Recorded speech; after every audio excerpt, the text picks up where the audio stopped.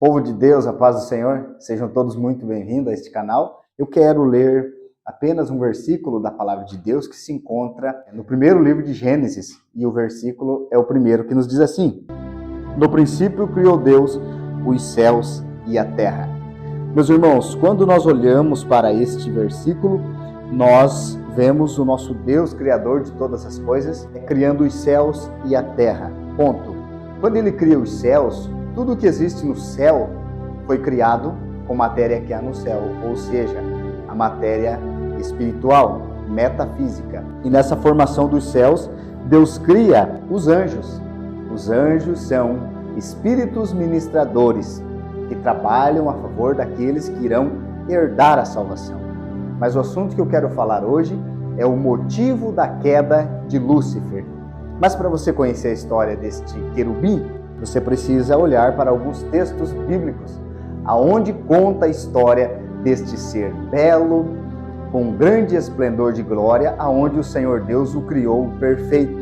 Você vai ver a Bíblia falando, Ezequiel no capítulo 28, no versículo 13, a seguir, fala que perfeito era no dia em que foste criado, até o dia que achou-se iniquidade em ti.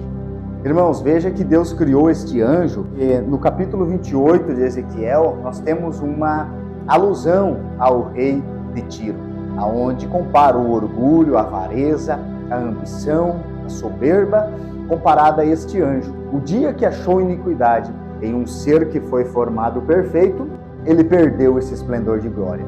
Muitas pessoas dizem que Deus criou o bem e o mal. Deus não criou o bem e o mal. O mal por si só se formou neste ser, porque ele é o primeiro a pecar. Este querubim ungido da guarda de Deus. Ele era líder dos exércitos celestiais até o dia que no coração dele entrou iniquidade. Veja que o orgulho dele foi a causa da sua queda, da sua destruição. Este anjo agora perde o esplendor da sua glória, porque perfeito era. Ele andava no Monte Santo de Deus, no Éden, Jardim de Deus, sobre pedras afogueadas. Quando ele perde o esplendor, Apocalipse, no capítulo 12, diz que há uma batalha no céu e ele é expulso agora. A queda dele veio com o tempo, ele planejou tudo isso. Deus o fez perfeito. Porém, no dia que achou iniquidade no coração dele, ele chama para si a terça parte dos anjos, e essa terça parte dos anjos agora trabalham juntamente com ele. Este querubim que, ao se mover, ao andar, ao mover suas asas, saía som, todos os instrumentos estavam sobre ele. Perfeito eras, lindo, belo, um grande esplendor. E nós vamos observar que o motivo da queda dele sempre tem um motivo para que aconteça algo tanto de bom como de ruim.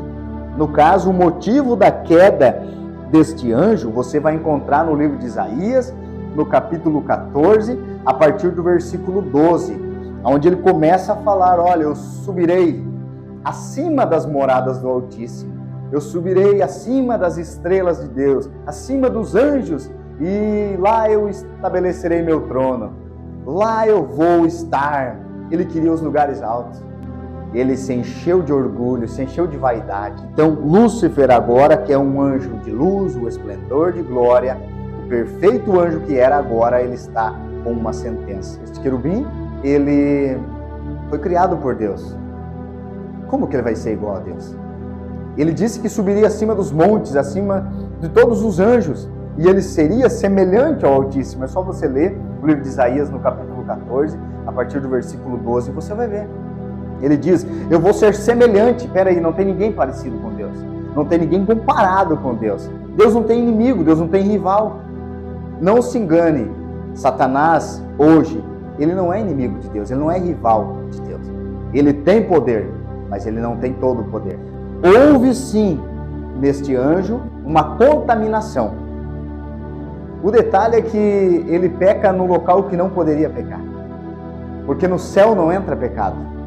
Mas o primeiro a pecar também foi lá no céu. Porque ele é o primeiro ser a pecar. E por causa do pecado houve uma consequência. Veja que o motivo da queda dele é porque ele queria ser igual a Deus. Ele queria ser semelhante a Deus. E veio a consequência por isso. Porque como que a criatura é igual ao Criador? Não tem como. Não tem como ele ser igual. Mas ele se achou na condição porque Deus o colocou o poder. Deus deu autoridade para ele. Ele era líder dos anjos, dos exércitos de batalha. Este querubim. Nós vamos observar na Bíblia que os anjos têm função. Então há uma hierarquia no mundo espiritual. Há uma hierarquia entre os anjos. Os querubins, os serafins e os anjos. E o arcanjo Miguel. Essa função dos anjos, a Bíblia fala que no Salmo 91, no 11, no Salmo 34, 7, no 91, 11 diz que este anjo, eles são espíritos ministradores, espíritos que ministram, espíritos que trabalham para aqueles que vão herdar a salvação. Então nós temos um exército de anjos que trabalha a nosso favor, que trabalha em seu favor. E você vai ler o Salmo 34, 7, você vai ver que o anjo do Senhor acampa ao lado daquele que o teme e o livre. Então você é guardado pelos anjos, você tem um anjo da guarda, sim, este anjo te protege, porque o próprio Deus dá essa condição para nós. Então os anjos preparam nós para herdarmos a salvação. Deus não criou o mal. Tudo que Deus criou é bom. A Bíblia diz que Deus criou e viu Deus que era bom. Deus criou tudo bom em grande harmonia, tudo perfeito. Viva o poder de Deus, viva para Deus e não perca Deus. Nós somos feitos para a glória de Deus, não para a nossa glória própria. Essa mensagem eu quero enviar a você que nos acompanha, você que está tendo acesso a esse vídeo. Talvez você caiu em algum determinado momento na sua vida e você está sem força hoje para levantar e recomeçar. Mas você tem Deus que te levanta. Ainda há chance, ainda há conserto, ainda há tempo de você retornar. Hoje Deus pode te levantar. Deus não te criou para a perdição. Deus não te criou para o inferno. Deus não te criou para o fim. Deus te criou para a eternidade. Corpo e alma e espírito. Nós somos tricotômicos. Tricotômicos, 3 em 1. Este corpo volta ao pó, como a Bíblia diz. O espírito a Deus, porque é de Deus. E a sua alma vai também para o céu, vai também para o paraíso.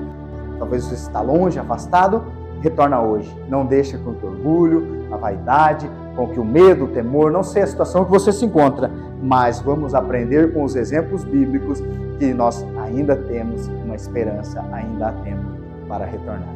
Deus abençoe sua vida, forte abraço.